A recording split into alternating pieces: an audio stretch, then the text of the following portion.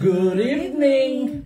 Welcome! This is your show, This is your life. AGT, Editing Ghost Topic, Season 7. Episode 59. And today is August 5, 2025. And it's a Bible Tuesday night. Ayan, magandang gabi sa inyong mga nanonood. Talaga, ano? Yes, Carnoli, magandang gabi. Hello po, Tata Bert. Hi, Angel. Kamusta po? Kamusta? Eto. Okay pa rin. Okay na okay. Always. Live and kicking. Kayo po ba dyan, ng mga nanonood, ilan na po ba sila? Yan. 6,000 Uy, pieces. marami na. Opo. Magandang gabi po. Kamusta ang iyong start of the week so far, Tata Bert? So far so good naman. Ay, that's very good. So Yan ang mga kailangan natin. Yung maganda yung pagsalubong sa Monday at sa week. Ayan. Okay po. Magandang gabi po. Nako, ano po pala ngayon? 5:25. August 5:25. 5:25, yes. 5:25. Episode 59. Ay, nalalagay sa balita dyan. Marami ang nagkakaroon ng leptospirosis. Ay! Dahil yan doon sa pagbaha. Malawakang pagbahang naganap. No? Grabe nga po, Tata Bert.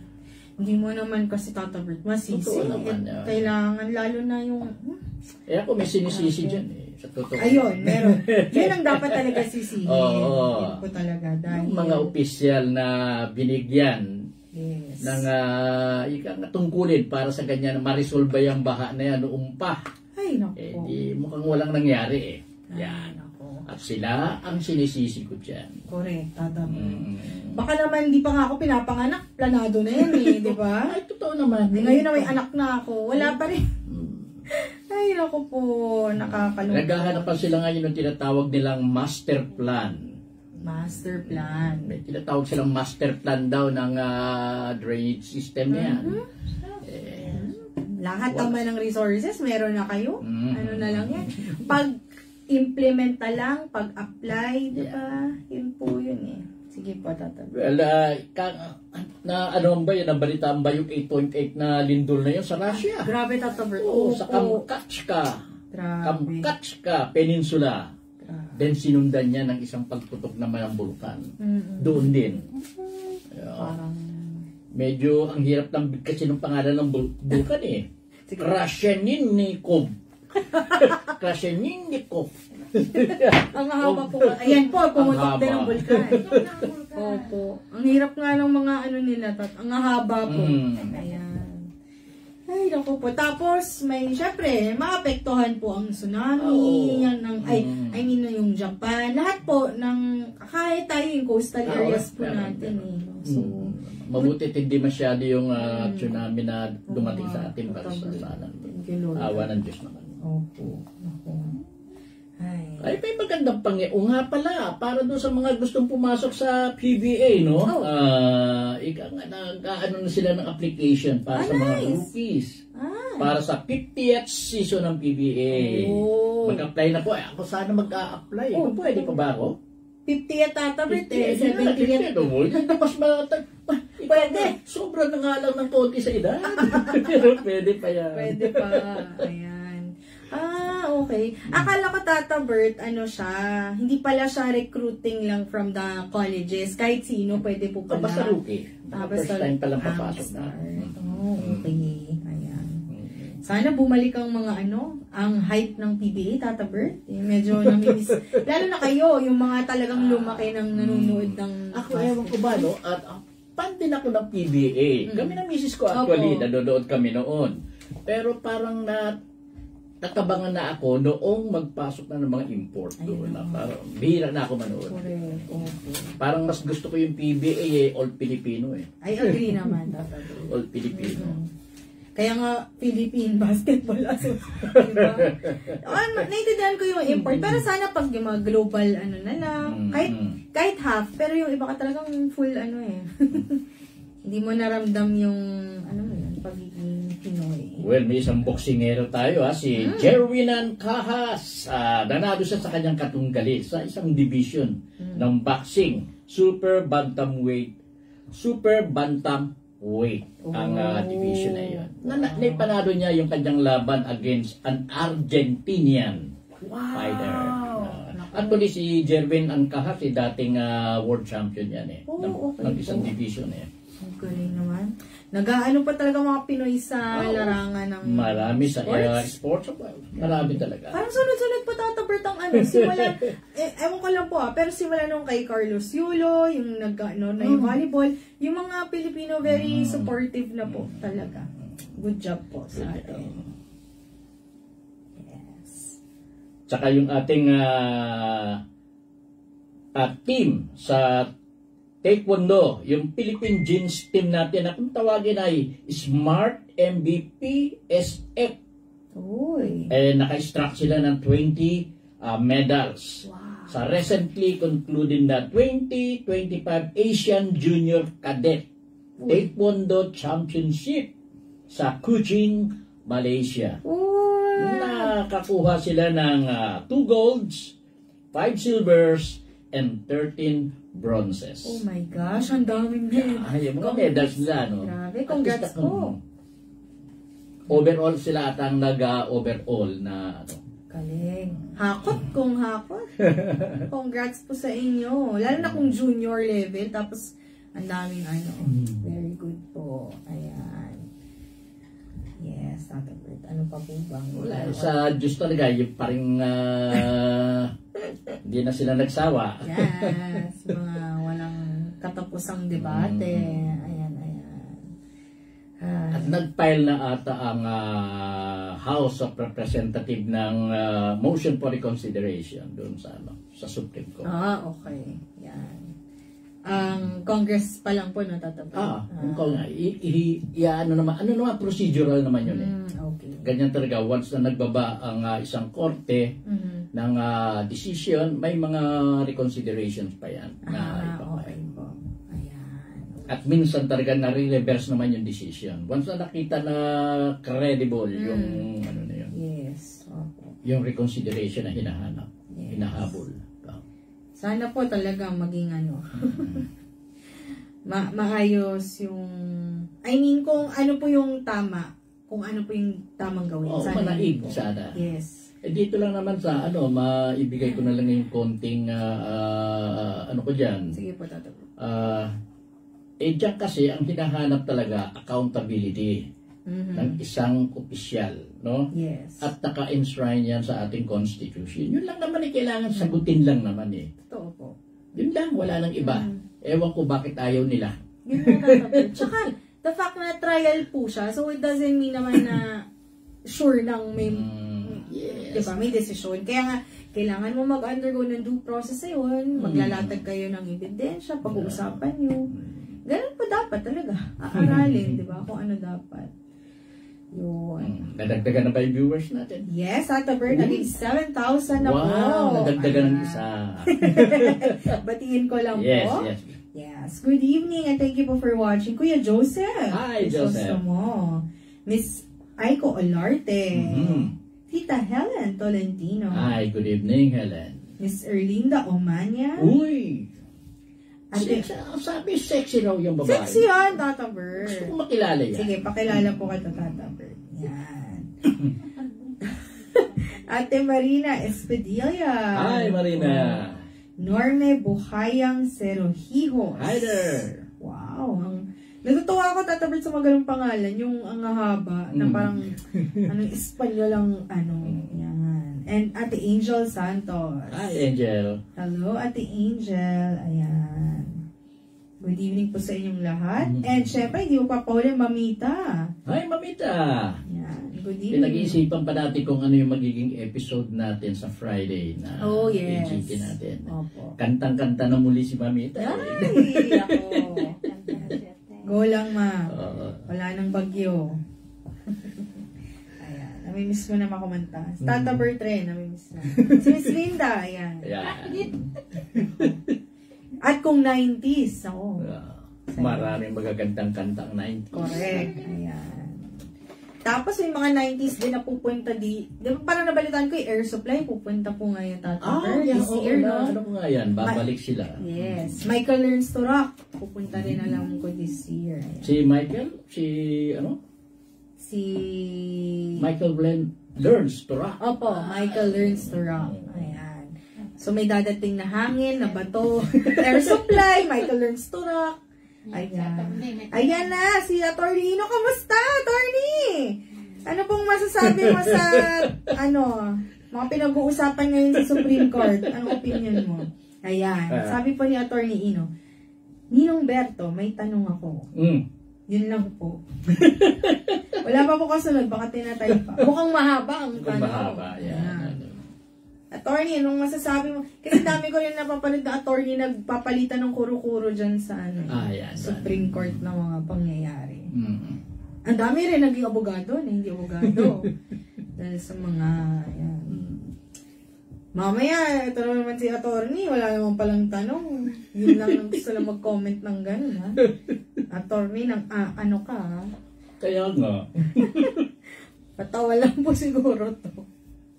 May tanong ako. Buti nga hindi nga sinabi, pwede po bang magtanong? Sasagot ko hindi. Barado ka ng ninong mo. Ayan. Meron na po. Ayan. Ayan na. Oh, ba't nawala? Ba't dinilit mo, attorney? Lumabas na eh. May tinanong siya eh. Baka hindi pwede na. Okay. Dinilit mo, ha? Yan. Okay. Po? I-chat mo na lang kay ninong mo. May nakita na akong konting pahaging na wala. Ayan. Opo. Ang bilis. Ang bilis, no? Ang bilis. Ayan. Ayan na. Meron po talaga siyang tanong. Tata Bird, sagutin mo to, ha? From Atty. Ino, kasama ba si Senyor sa nawawalang sabungero? Yan. O nawawalang babaero?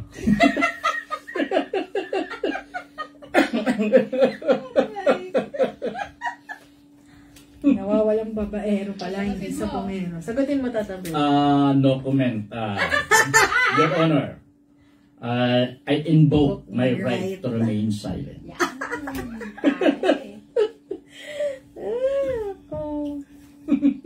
Hindi pala nawawalang sabungero, nawawalang babae. Talaga, attorney.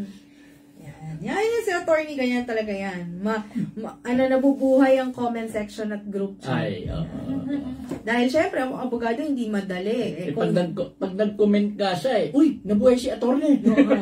Agad nag-comment ng mga Yan. Sa susunod na may maghanap din sa'yo, attorney Ino, yan din ang sasabihin namin. Kasama ka rin ba sa mga nawawalang babaero? Ay, sabungero. Ay, ano ba? Ay, nakakatawa ka daw po, sabi ni Kuya Joseph. Ayun. Ano ba yun? Okay po. Ako, Tata Bird, mga news, mga good news.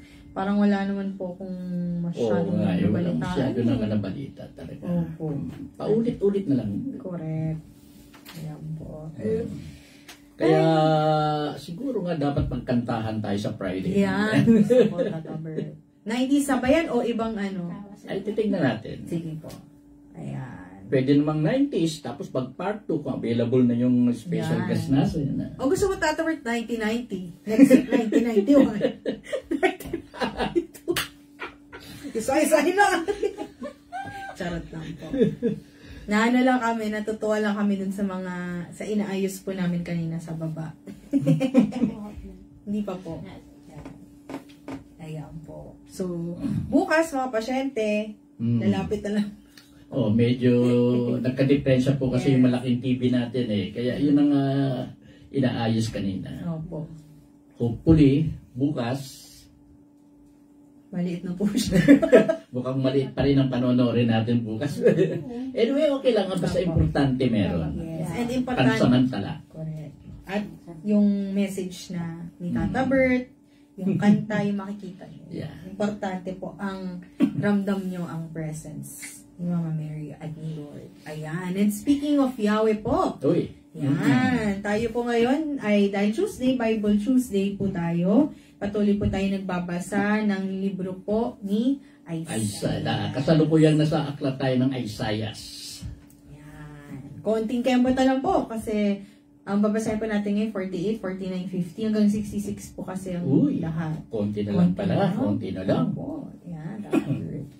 Ayan po. Umpisa na po tayo. Pwede. Pagbasa mula sa libro ni Isaiah chapter 48. Si Yahweh ang Diyos ng panahong darating. Dinggin mo ito, o bayang Israel, kayong nagmula sa lahi ni Judah. Sumumpa kayong maglilingkod kay Yahweh at sasambahin ang Diyos ng Israel. Ngunit hindi kayo naging tapat sa Kanya. Ipinagmamalaki ninyong kayo'y nakatira sa banal na lungsod at kayo'y umaasa sa Diyos ng Israel. Ang pangalan niya ay Yahweh na makapangyarihan sa lahat. Sinabi ni Yahweh sa Israel, Noong una pa'y alam ko na kung ano ang mangyayari. Pagkatapos ay bigla ko itong isinakatuparan. Alam kong matitigas ang inyong ulo. May leeg na parang bakal at noo na parang tanso. Kaya noon pa, ipinahayag ko na ang mangyayari sa iyo, upang kung maganap na'y huwag ninyong isipin na ang mga Diyos-Diyosan ang may gawa nito. Lahat ng pahayag ko ay pawang natupad. Inyo nang kilalanin ang katotohanan nito. Ngayon may ihahayag akong bago, mga bagay na hindi ko inihayag noon. Ngayon ko pa lamang ito gagawin. Wala pang pangyayaring katulad nito noon, para hindi ninyo masabing ito'y alam na ninyo.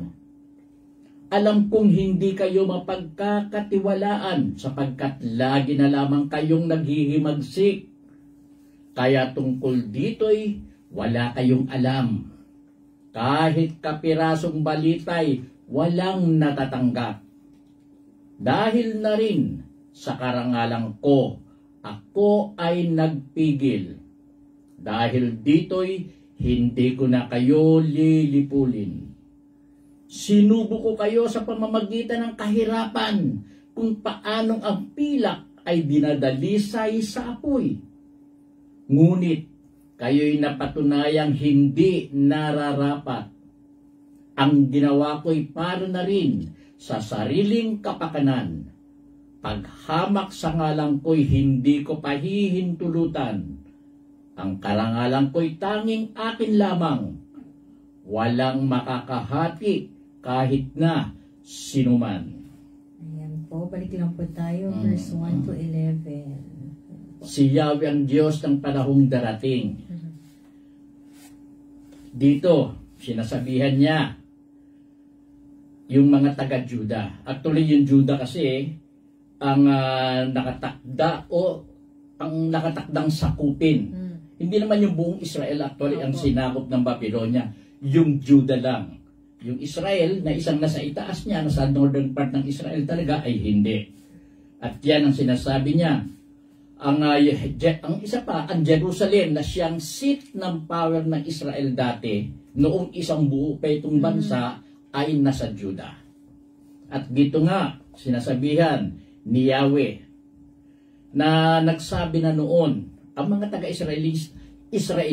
Israelita na si Yahweh lang ang sasambahin nila, na sila'y naglilingkod kay Yahweh. Pero nakalimot sila. Dumating ang panahon na nagkaroon ng Diyos-Diyosan ng mga taga-Israel. At nung ginawa nila ito, lahat ng uri ng kasamaan nabulit sila. Napasok sila dyan. At dyan sila sinasabihan ni Yahweh. At dyan ginawa ni Yahweh yung bagay para magbago ang bansang Israel, particularly Judah. Ito sinabi ni Yahweh pa sa Israel, "Doong una ay alam ko na kung ano ang mangyayari. Pagkatapos ay bigla ko itong isinakatuparan." Alam na talaga ni Yahweh ang mangyayari sa Judah dahil sa ginawa nga nila. At actually, pinabayaan ni Yahweh na mangyayari yun yung pagkakasakop sa Judah upang matuto ang Judah. Kinakailangan maganap yan para yung universal plan ni Yahweh ay mangyari. Ganun po yun.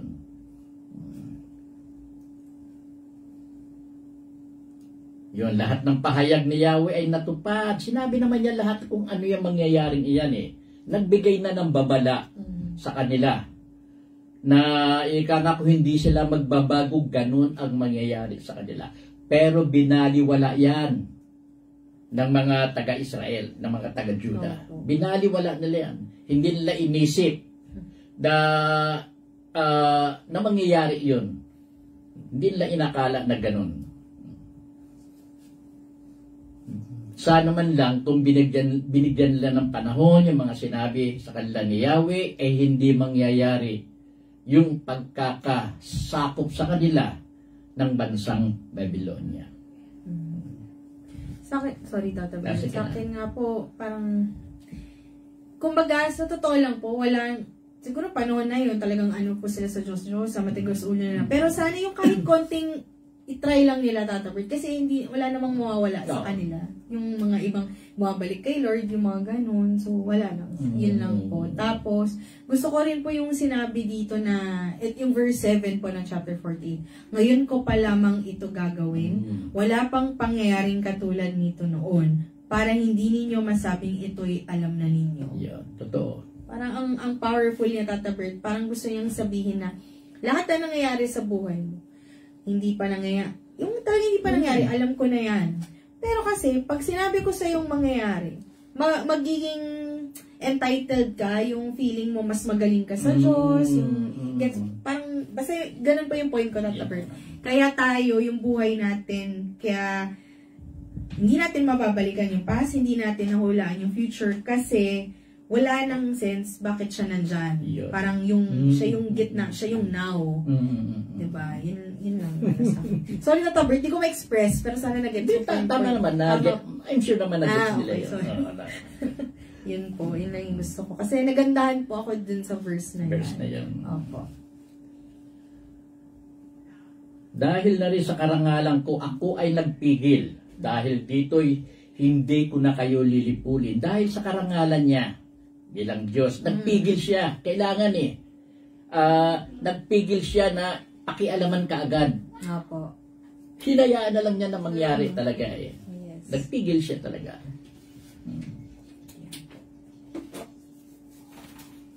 Sa ginawa ko'y para na rin sa sariling kapakanan. Paghamak sa ngalan ko'y hindi ko pahihintulutan.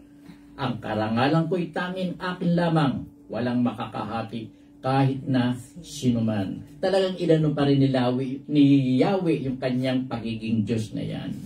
Hinayaan niyang mangyari yung sa Israel na masakop ito ng ibang bansa dahil kinakailangan. kinakailang itayo din ni Yahweh na siya ang Diyos ng Israel. At mangyayari lamang yan na kilalanin ng gusto ng Israel kung magaganap yung pangyayaring iyan na masakop ang Juda ng ibang bansa ng Babylonia. Gusto mo tatawid ako na po yung sige. ng Yahweh. Okay po. Next up pa sa verse 12, ituloy na po natin. Si Siro ang pinunong pinili ni Yahweh.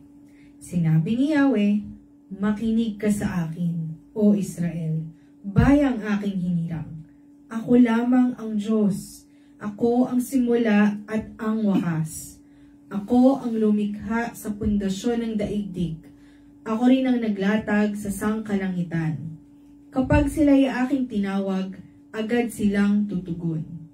Magsama-sama kayo at makinig. Walang nakaaalam isa man sa mga Diyos-Diyosan na ang hinirang ko ang lulusob sa Babylonia at gagawin niyang lahat ng ipagagawa ko. Ako ang tumawag sa kanya. Pinatnubayan ko siya at pinagtagumpay. Kayo ay lumapit at pakinggan ang aking sasabihin. Sa mula't mula pa'y hayagan ako kung magsalita at ang sabihin ko'y aking ginagawa. Sa kapangyarihan ng Espiritu ng Panginoong Yahweh, ako'y kanyang sinugo. Yan, balikan na po natin sa verse 12. Yan, si Siro. Actually, si Siro din ang kinausap ni Yahweh para siyang sumako sa Babylonia. Under captivity kasi ng Babylonia, yung mga taga-Israel, dinala. In-excite talaga. Halos maraming taga-Israel ang dinala roon talaga. At si Siro ang pinayagan ni Yahweh na siyang magpalaya sa Israel. Siya ang sumugod mismo sa Babylonia. At sa pamagitan naman ng pinalo ni Siro ang Babylonia at napalaya ang mga taga-Israel upang mabalik muli sa kanilang bayan at muling maitayo yung kanilang kaharian, yung kanilang syudad o yung kanilang bansa. Ay, sorry for that word. Si Siro po Cyprus po. Hindi. Si Siro ang hari ng Persia. Persia. Ng Persia. Sorry po. Dito sinabi naman ni Yahweh na siya ang simula, na siya ang wakas, na siya ang nagtayo ng pundasyon ng daigdig. Siya talaga ang may gawa ng lahat. Kaya kasama sa kanyang kapangyarihan na yun ang magsagawa ng hakbang upang mabago ang kaisipan ng mga taga-Israel na noon ay doon nagtatampo sa kanila si Yahweh talaga eh. Mahal na nga niya ang Israel, nakikita naman niya kung gaano kaunlad o ang kaunlarang ibinigay ni Yahweh sa kanila, pero nagbago pa rin ang kanilang kaisipan. Imbis na dumating ang panahon na imbis na si Yahweh, gumawa sila ng Diyos-Diyosan na siya nilang sinasamba. At siyempre naman, magtatampo si Yahweh sa ganyan. So para matuto ang Israel, hinayaan niya na sakupin ito ng Babylonia. At naging captive ang Israel ng Babylonia for more than 60 years. Biro mo napakatagal. At nung magbalik loob na ang mga taga-Israel kay Yahweh at nalaman ni Yahweh yan, ginamit ni Yahweh si Cyrus the Great o si Haring Siro ng Persia upang sakupin naman niya ang Babylonia at mapalaya ang mga taga-Israel na nandoon. Ako ang tumawag sa kanya, sabi ni Yahweh. Siya ang tumawag kay Siro. Pinatnubayan ko siya at pinagtagumpay. Actually, hindi lang Babylonia ang nasakop ni Cyrus the Great noon. Maraming bansa, maraming kaharian sa tulong na rin mismo ni Yahweh. Na yun, sa mga hindi po nakakinig po ng mga nakaraan, di ba si Siro po, Tato Bert, hindi naman niya Diyos si Yahweh. Kumbaga, iba yung religion niya. Yun nga po pala, maidagdag na natin, no? Si Siro nga po pala ay hari ng Persia. Pero, tinotolerate niya o nirerespeto niya yung relihiyon ng iba. Iba ang relihiyon ni Siro. Ang tawag sa relihiyon niya, Zoroastrianism. At ang Diyos niyan ay iba. Si Zarathustra ang tawag nila doon sa Diyos nila. Pero bakit pumayag siya kay Yahweh? Dahil nga nagustuhan ni Yahweh yung pamamahala ni Ciro na pinapayagan niya yung pagpapractice ng ibang religion o ibang paniniwala sa Persia. Yeah. Meron pa ng mga mga Israelita na nasa Persia noon na Judaism ang pinapractice din Oo, meron. Nag-ano na po, halo-halo. Ayan. Next po tayo. Sige, next na. Sige po. Verse 17, ang plano ni Yahweh sa kanyang bayan. Ganito ang sabi ng banal na Diyos ng Israel ni Yahweh na sa iyo'y tumubos. Ako ang inyong Diyos na si Yahweh. Tuturuan kita para sa iyong kabutihan. Papatubayan kita sa daan na dapat mong lakaran. Kung sinusunod mo lang ang aking mga utos, pagpapala sana'y dadaloy sa iyo. Parang ilog na hindi natutuyo ang agos. Tagumpay mo sana ay sunod-sunod. Parang along gumugulong sa dalampasigan. Ang iyong lahi ay magiging sindami sana ng buhangin sa dagat at tinitiyak kong hindi sila mapapahamak. Lisanin ninyo ang Babylonia. Takasan ninyo ang Kaldea. Buong galak na inyong ihayag sa lahat ng lugar na iniligtas ni Yahweh ang lingkod niyang si Israel. Nang patnubayan ni Yahweh ang bayang Israel sa pagtawid sa malawak at mainit na disyerto, hindi ito nauhaw, bahagyaman, sapagkat binutas niyang isang malaking bato at ang tubig ay bumukal. Ang sabi ni Yahweh, walang kapayapaan ang mga makasalanan. At ito po ang salita ng Diyos. Salamat sa Diyos. Ayun nga, ang plano ni Yahweh sa kanyang bayan. Dito nga sinabi ni Yahweh na siya ang Diyos ng Israel. At lahat ng kabutihan, lahat ng para sa kabubuti ng Israel ay ginawa niya. Inayos niya yung ang muling pagbabalik ng mga taga-Israelita sa kanyang bansa. Sa kanyang bansa nga.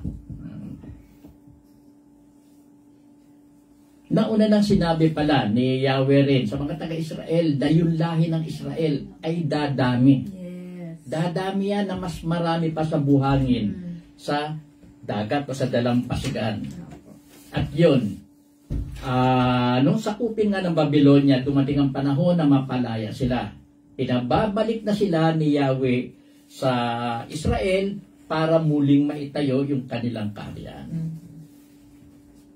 Lisanin ninyo ang Babylonia, takasan ninyo ang Kaldea, buong galak na inyong ihayag sa lahat ng lugar na iniligtas ni Yahweh ang lingkod niyang sa Israel. Yun nga, nung mapalaya ang mga taga-Israel sa Babylonia at nakabalik sila, talagang hayag na hayag, alam na alam ng ibang kaharian yan. At lalong sumikat at lalong maraming bumilib kay Yahweh.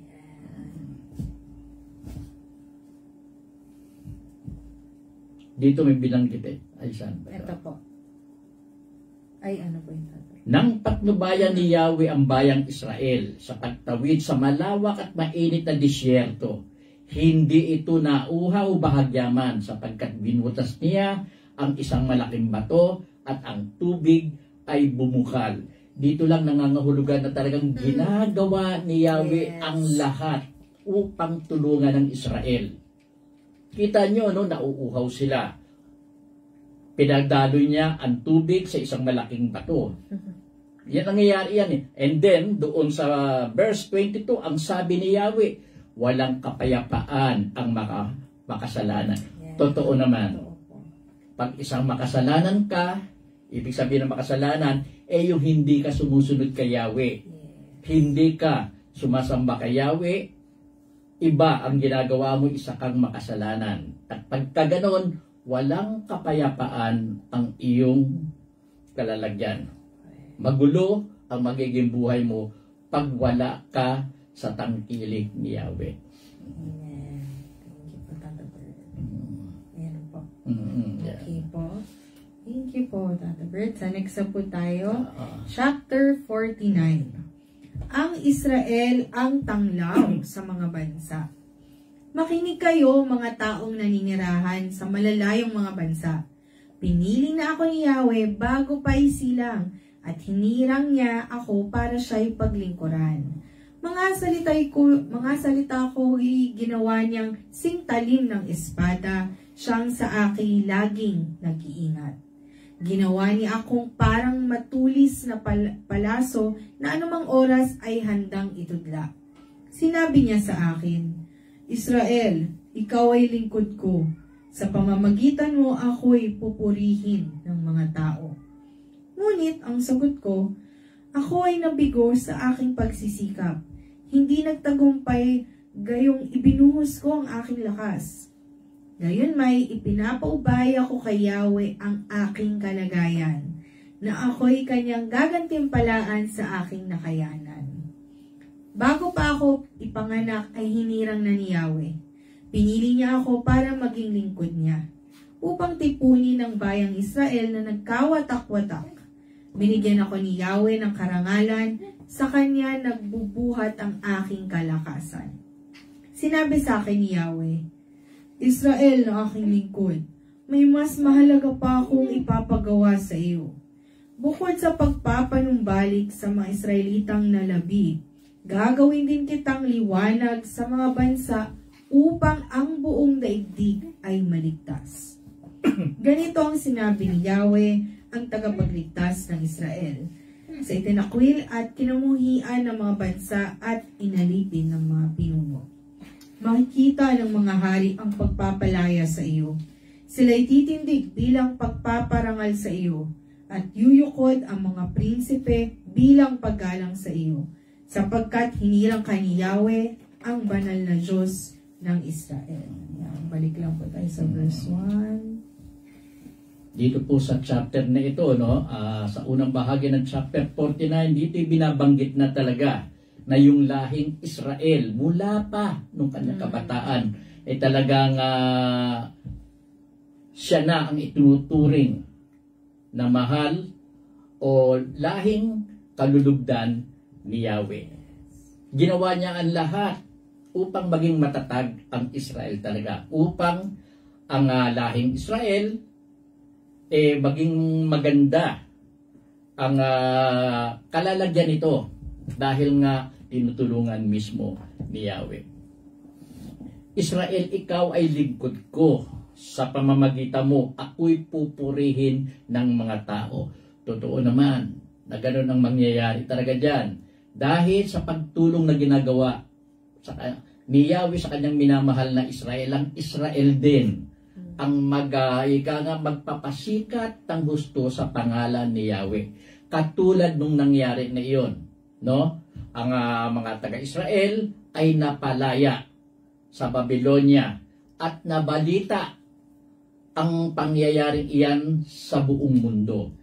At maraming humanga kay Yahweh sa pangyayaring iyan.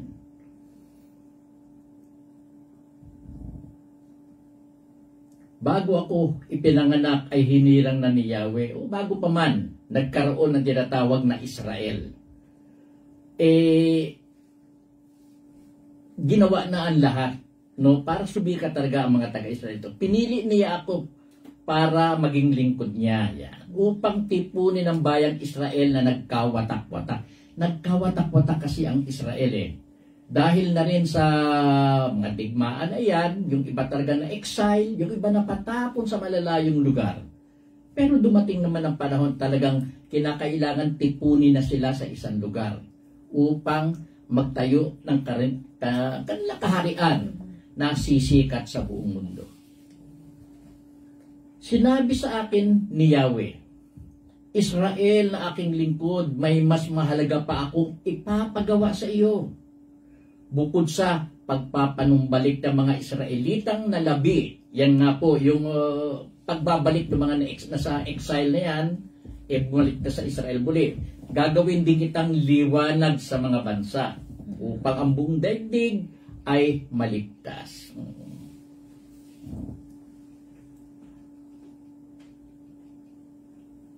Ganito ang sinabi ni Yahweh, ang tagapagligtas ng Israel sa itinakwil at kinamuhian ng mga bansa at inalipin ng mga pinuno. Makikita ng mga hari ang pagpapalaya sa iyo. Sila'y titindig bilang pagpaparangal sa iyo at yuyukod ang mga prinsipe bilang paggalang sa iyo. Sapagkat hinirang ka ni Yahweh ang banal na Diyos ng Israel. Yun talaga ang gustong-gusto ni Yahweh na mangyari. Ang siya ay igalang ng buong mundo. Na ang pangalan niya ay maging pangunahing binibigkas na pangalan ng mga tao sa mundo. Thank you po, Tata Bert. Tuloy na po tayo sa verse 8. Muling itatayo ang Jerusalem.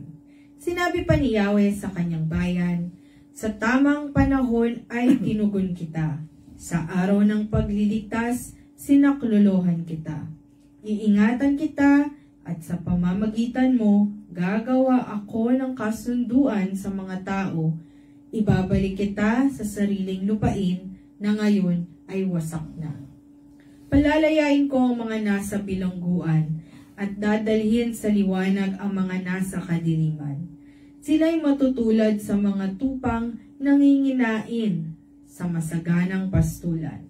Hindi sila magugutom o mauuhaw. Hindi rin sila mabibilad sa matinding hangin at nakakapasong init sa disyerto, sapagkat papatubayan sila ng Diyos na nagmamahal sa kanila. Sila'y gagabayan niya patungo sa bukal ng tubig. Gagawa ako ng daan sa gitna ng kabundukan at ako'y maghahanda ng lansangan upang maging daanan ng aking bayan. Darating ang bayan ko buhat sa malayo, mula sa hilaga at sa kanluran, gayon din sa lupain ng Shene sa timog. O langit, magpuri ka sa tuwa, lupa magalak ka, gayon din kayong mga bundok, sapagkat inaaliw ni Yahweh ang kanyang hinirang. Sa gitna ng hirap ay kinahahabagan. Ngunit ang sabi ng mga taga-Jerusalem, pinabayaan na tayo ni Yahweh, nakalimutan na niya tayo. Ang sagot ni Yahweh, malilimot kaya ng ina ang sarili niyang anak? Hindi kaya niya mahalin ang sanggol niyang iniluwal? Kung mayroong mang inang lumilimot sa kanyang anak, hindi ko kayo kakalimutan kahit sandali. Jerusalem, hindi kita malilimutan. Pangalan mo ay nakaukit sa aking mga palad. Malapit nang dumating ang muling magtatayo sa iyo, at ang nagwasak sa iyo ay paalis na. Tumingin ka sa paligid at masdan ang nangyayari. Ang mga mamayan mo ay nagtitipon-tipon na upang umuwi. Ako si Yahweh, ang Diyos na buhay, ang nagsasabi, ipagmamalaki mo sila balang araw, tulad ng babaeng ikakasal na suot ang kanyang mga alahas. Aking pinabayaan na mawasak ang iyong bansa, ngunit ngayon ito'y magiging masikip sa dami ng tao, at ang mga tao dumurog sa iyo ay itatapon sa malayo. Sasabihin ng mga anak mo balang araw na isinilang sa pinagtapunan sa inyo, ang bayang ito'y maliit na para sa atin, kailangan natin ang mas malaking tirahan. Sasabihin mo naman sa iyong sarili, kaninong anak ang mga iyon? Nawalang mga anak ko at ako na may hindi na magkakaanak. Itinapon ako sa malayo, ako'y iniwang nag-iisa. Saan galing ang mga batang iyon? Ang sagot ng Panginoong Yahweh sa kanyang bayan, huhudyatan ko ang mga bansa at ang mga anak mo'y iuuwi nila sa iyo. Ang mga hari ay magiging parang iyong ama at ang mga reyna ay magsisilbing ina. Buong pagpapakababang yuyukod sila sa iyo bilang tanda ng kanilang paggalang.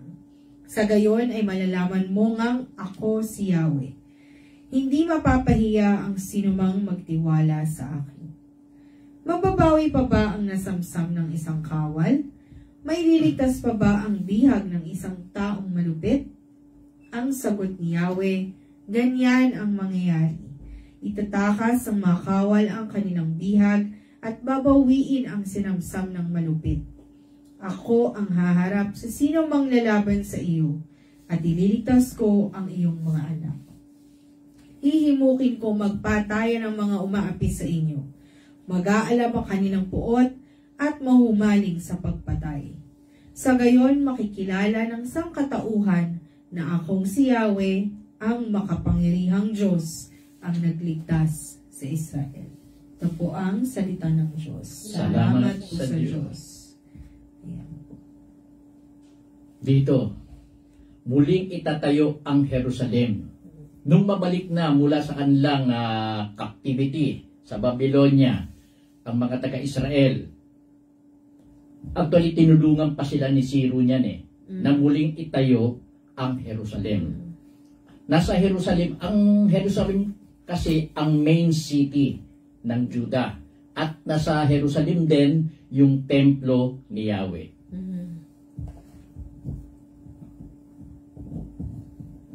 Palalayain ko ang mga nasa bilangguan at dadalhin sa liwanag ang mga nasa kadiliman. Sila'y matutulad sa mga tupang nanginginain sa masaganang pastulan.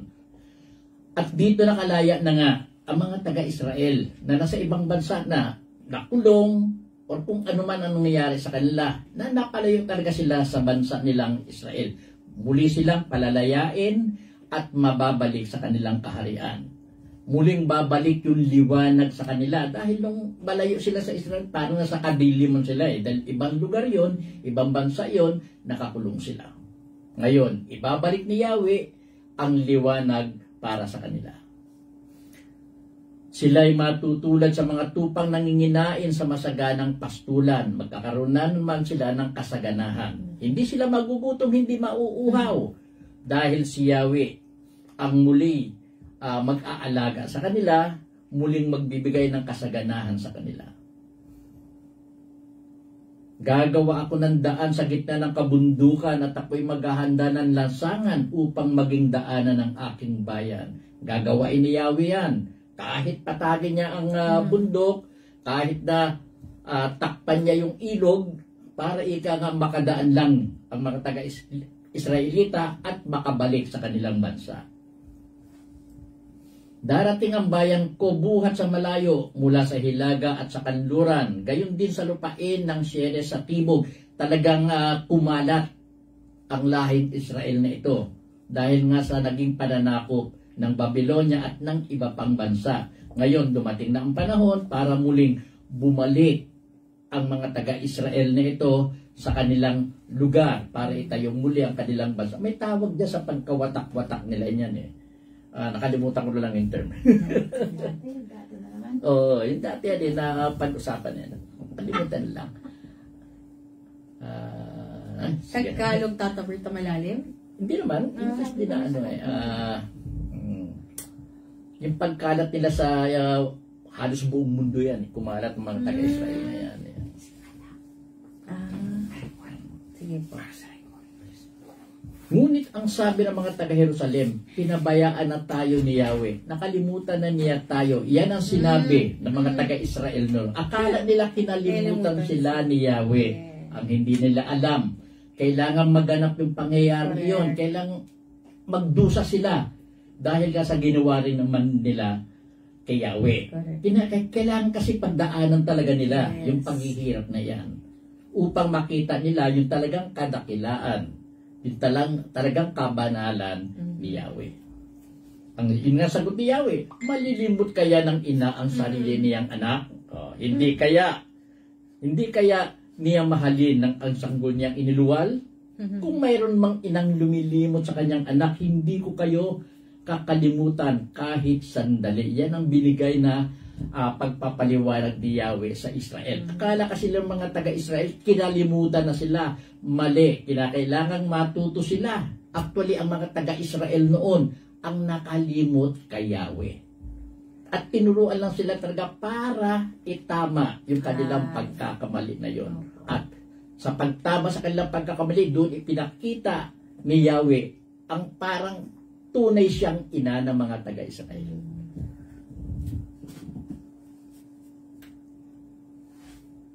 Malapit nang dumating ang muling pagtatayo sa iyo at ang nagwasak sa iyo ay paalihan. Yun, muling itatayo ang Jerusalem at muling itatayo din yung templo ni Yahweh.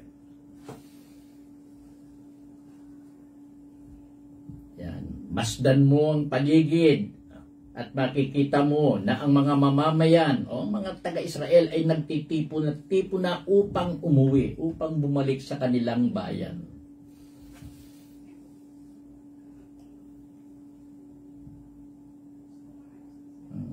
Okay na? Okay na. Tata Bert? Okay po. Ayan. Next na po tayo, Tata Bert. Pwede na. 50 na, no? Opo. Yan po. Chapter 50. Sinabi ni Yahweh, "Pinalayas ko ba ang aking bayan tulad ng isang lalaking pinalayas at hiniwalayan ang kanyang asawa? Kung gayon, nasaan ang kasulatan ng ating paghihiwalay? Pinagtaksilan ko ba kayo para maging bihag, tulad ng amang nagbenta ng anak upang maging alipin? Hindi!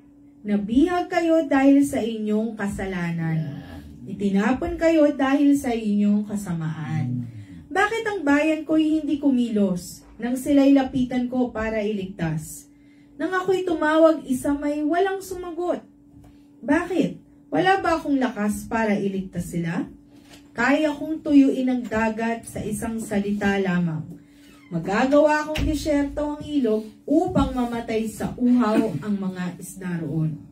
Ang bughaw na langit ay magagawa kong kasing itim ng damit panluksa." Ganda ng sagot ni, ni Yahweh. Yun, marami nga ang nagkokomento. Sabi natin nagkokomento na parang pinabayaan daw ni Yahweh ang mga taga-Israelita. Ang isang sinabi, "Pinalayas ko ba ang aking bayan tulad ng isang lalaking pinalayas at hiniwalayan ng kanyang asawa? Kung gayon, nasaan ang kasulatan ng aking paghihiwalay?" Yan, nasaan bang ebidensya ninyo, sabi ni Yahweh, na talagang pinalayas ko ang aking mga taga-Israel? Pinagtaksilan ko ba kayo para maging bihag? Nasaan ang ebidensya na pinagtaksilan daw ni Yahweh ang mga taga-Israel upang maging bihag lang ng ibang mga bansa? Hindi po yun. Ang paliwanag ni Yahweh, kaya nangyari sa inyo yan, na kayo'y na-exile sa ibang bansa, naging bihag sa ibang bansa, yan ay kagagawan nyo sa inyong sarili. Yan ay dahil naging makasalanan kayo. Yan ay dahil na rin sa kasamaan ninyo. Kung hindi nyo, yun naman ang totoo, talagang naging napakasama ng mga taga-Israel nang lumayo sila kay Yahweh. Nung ibang Diyos-Diyosan ang kanilang sinasamba na. Naging masama talaga lahat ng uri ng kasamaan nangyari noon sa bansang Israel. So, hindi si Yahweh ang nakalimot sa kanila. Hindi si Yahweh ang dahilan kaya sila'y naging bihag sa ibang bansa. Gawa mismo ng mga taga-Israel sa kanilang sarili yan. Yes. Pinaliwanag ka, hindi ko ba naman, gagawin ko ba naman sa inyo yun? Napabayaan kayo? Hindi. Lahat siyang may gawa. Pinaliwanag niya na kaya may araw, na kaya may buwan, dahil sa kanya yan. Kung gusto niya, parang, ano ba ito? Kung parang, ano ba tawag dito yung, sorry Sige lang po, Tata Bert. Kung inalaw niya, o tinulungan niya right away ang mga taga-Israel, at hindi niya idinaan sa ganung mga pagpapahirap yan, lalo pong magiging sutil ang Israel. Lalong hindi nila gagalangin si Yahweh. Magmamalaki po yan. Magmamalaki. Magyayabang na sila ang may gawa kaya sila umunlad ng kanyan, hindi si Yahweh. At yun ang ayaw ni Yahweh. kinakailangan talagang pagdusahan nila yan. May mangyaring hindi maganda sa kanila upang magbago sila ng kanilang pananaw. Yun. Tama po yun. Ano pa pa? Diaspora ba yan? Alin? Diaspora? Yun, diaspora. Wow, galing. Diaspora. Yan nga, oh. Yan yung Ipagkakawatak-watak ng 12 tribo ng Israel sa buong mundo. Wow. Kaya nagkalat ang mga Jew eh. Nagkalat. Meron sa Amerika, meron sa Germany, meron pa sa Russia, kung saan talaga silang diaspora po. Ang diaspora. Yan, tama. Thank you. Thank you, Miss Linda. Miss Linda. May feed. Ayan. Ay, dito na po tayo. Sige. Po. Verse 4 na patuloy natin. Ang pagsunod ng lingkod ni Yahweh. Ang Panginoong Yahweh ang nagturo sa akin ng aking sasabihin para tulungan ang mahihina. Tuwing umagay, nananabik akong malaman kung ano ang ituturo niya sa akin. Binigyan ako ng Panginoong Yahweh ng pangunawa. Hindi ako naghimagsik o tumalikod sa Kanya. Hindi ako gumanti ng bugbugin nila ako. Hindi ako kumibo ng insultuhin nila ako. Pinabayaan ko silang bunutin ang aking balbas at luraan ang aking muka. Hindi ko pinansin ang mga pag-insultong ginawa nila sa akin, sapagkat ang Panginoong Yahweh ang tumutulong sa akin. Handa akong magtiis, sapagkat aking nalalaman na ako'y hindi mapapahiya. Ang Diyos ay malapit, at siya ang magpapatunay na wala akong sala. May mga ngahas bang ako'y usigin? Magharap kami sa hukuman at ilahad ang kanyang paratang. Ang Panginoong Yahweh mismo ang magtatanggol sa akin. Sino ang makakapagpapatunay na ako ay may sala? Mawawalang lahat ang nagbibintang sa akin, tulad ng damit na ningat-ngat ng insekto. Kayong lahat na may paggalang kay Yahweh at sumusunod sa utos ng kanyang lingkod, maaring ang landas ninyo ay maging madilim. Gayon may magtiwala kayo at umasa sa kapangyarihan ng Diyos na si Yahweh. Kayo namang nagbabalak magpahamak sa iba, ang siyang magdurusa sa inyong binabalak. Kahabag-habag ang sasapitin ninyo, sapagkat si Yahweh ang gagawa nito. Ito po ang salita ng Diyos. Salamat sa Diyos. Sino nagsasalita dyan? Si Isaias na, no? Opo, Tata Bert. Siguro dito nga si Isaias na. Yun nga, no? Ang Panginoong Yahweh ang nagturo sa akin ang aking sasabihin. So si Isaias ang nagano. Tinuruan nga naman siya ni Yahweh kung ano yung kanyang sasabihin. Kung ano yung mga kung ano ang dapat malaman ng mga taga-Israel. Opo. The messenger. Tuwing umagay, nananabik akong malaman kung ano ang ituturo niya sa akin. Unti-unti na kasing ibinibigay ni Yahweh kay Isaias kung ano yung mga sasabihin niya sa Israel. Binigyan ako ng Panginoong Yahweh ng pangunawa, hindi ako naghihimagsik o tumalikod sa Kanya. Hindi ako, doon kasi si Isaias, nung nagbigay na siya ng paliwanag sa mga taga-Israel, marami rin ang uminsulto. Marami nag-insulto sa kanya. Ayaw maniwala sa mga kanyang sinasabi to the point na binubugbog na siya, dinuduraan na siya, talagang pinahirapan din siya. Pero tiniis niya yon dahil sa kanyang paniniwala na si Yahweh ang Diyos. Dahil si Yahweh ang nag-utos sa kanya, kaya kailangan sundin niya yon.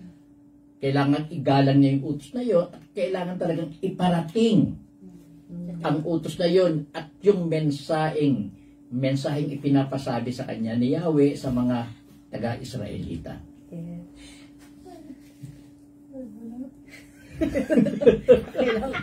Tinatawanan ako dito, kakandabulol-bulol po kasi ako. Okay lang po yun. Hindi ko pinansin ang mga pang-insultong ginawa nila sa akin. Sapagkat ang Panginoong Yahweh ang tumutulong sa akin, yun po yun. Handa akong magtiis sapagkat aking nalalaman na ako'y hindi mapapahiya. Hindi nga naman siya mapapahiya dahil si Yahweh ang nag-utos sa kanya na ganun ang gawain. Diyos ba naman ang nag-ganun sa iba? Kung papahiya. Correct. May mga ngahas bang ako'y usigin? Magharap kami sa hukuman at ilahad ang kanyang paratang. Ang Panginoong Yahweh mismo ang magtatanggol. Sakita mo, si Yahweh mismo ang magiging abogado niya kung maghaharap sa hukuman. Sino ang makakapagpatunay na ako ay may sala? Mawawalang lahat ang nagbibintang sa akin tulad ng damit ng inatngat ng insekto. Yan. Parang yung mga sabungerong nawawala. Hindi po, inano ko lang yan. Pinasok ko lang ng namin.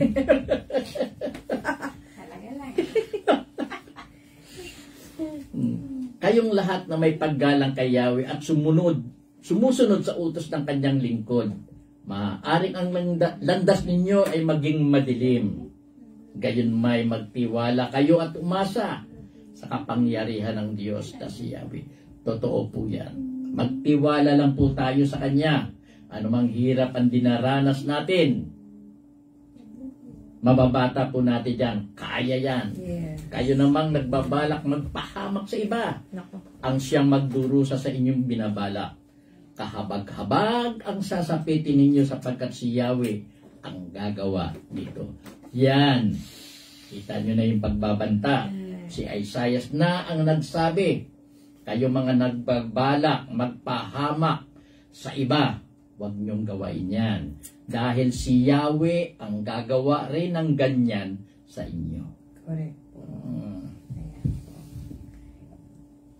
Thank you po, Tata Okay. Ayan. Nawa po sa pagbabasa natin ito nasasabay din po kayo sa amin, nasusubaybayan din po natin. Pasensya na po, medyo talaga nagkokross minsan yung dila ko. Okay lang po, Tata Mer. Okay lang po yan. Importante inasasabi mo ang dapat at naiintindihan. Sa akin po, ang ganda po nung binasa namin. Yung 48, simula at wakas, pinakilala ni Yahweh na siya ang creator. Sa 49, sinabi niya na kilala ka niya. Parang feeling ko, tayo yung mga Israelita sa last chapter naman po na nabasa natin, pinakita niya lang na niya lalo na kasama natin siya. So, sa lahat-lahat po, si Yahweh ang simula, gitna at wakas para sa akin. Lahat po tayo, binigyan tayo ni Yahweh ng purpose. Bago pa tayo pinanganak, may skip ad. Bago pa tayo pinanganak, alam na po ng Diyos kung saan tayo pupunta. At siya lang nakakaalam nun. Sinabi niya rin po yun sa 48 na, kung alam niyo na at simula pa lang, hindi na kayo maniniwala na ako yung Diyos. Siya lang talaga yun. At pagdating po dun sa huling chapter, pinakita niya na kahit ano pa ang gawin mo, basta lumapit ka lang sa akin, manampalataya ka sa akin, at tama yung gagawin mo, at wala kang ipapahamak na ibang tao. Yung maging soldier ka ni Yahweh, lalo kanyang ibibless, lalo kanyang bibigyan ng buhay na maganda.